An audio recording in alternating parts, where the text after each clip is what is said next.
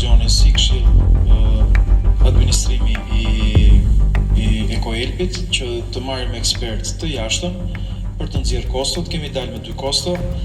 Kosto e parë është për lantfillimin, pra vetëm për lantfillimin. Pak ditë më parë, Këshilli Bashkiak i Elbasanit miratoi kontratën e re me shoqërinë e menaxhimit të mbetjeve Ekoelb, vetëm me votat e majorancës dhe nën kundërshti e forta të këshilltarëve opozitar. Kontrata e re njëvjeçare parashikon sërish që Bashkia e Elbasanit do të paguajë tarifën 2600 lekë për depozitimin e çdo toni mbeturina në landfill, ndërkohë që kompania publike Ekoelb nuk ka kryer thuajse asnjëherë incenerimin e mbetjeve, pasi implanti i djegjes së tyre është tërësisht jo funksional.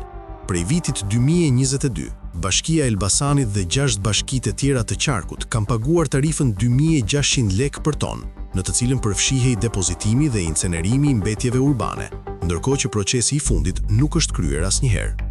Pasi opozita ka ngritur zërin për pagesën e fryrë, Bashkia e Elbasanit dhe Ekoelb në vitin 2025 hoqën termin incenerim nga kontrata, por gjithsesi tarifa nuk ndryshoi, duke krijuar dyshime për peshë financiare abuzive ndaj qytetarëve. Kryekëshilltarja e Partisë Demokratike, Bianca Çopja, është e bindur se Bashkia e Elbasanit ka kryer abuzime të rënda financiare nëpërmjet kontratës me Ekoelb. Çopja ka kërkuar informacion zyrtar për situatën financiare të Ekoelb, si edhe të bëjë transparencë të plotë mbi dëmin financiar të shkaktuar nga moszbatimi i kontratës. Përballë heshtjes së plotë, këshilltarja opozitare i është drejtuar gjykatës administrative, ku kërkohet që të detyrohet Bashkia e Elbasanit të japë informacionin dhe të urdhërohet pezullimi i pagesave për inceneratorin jo funksional. Gjyqtari Hasbi Balliu është shortuar për të shqyrtuar padinë e dorëzuar në 25 mars 2026.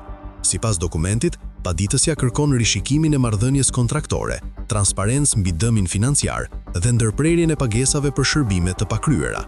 Sipas paditëses, situata është emergjente dhe kërkohet pezullimi i çdo pagese deri në shqyrtimin e rastit. Paditësja informon gjykatën për refuzimin që Bashkia e Elbasanit dhe Ekoelb i kanë bërë për informacionin e kërkuar. Bianca Çopja shkruan se banorët janë ankuar për erën e keqe dhe se implanti nuk ka funksionuar për një kohë të gjatë, ndërsa inceneratori nuk punon dhe kapacitetet e landfillit janë tejkaluar.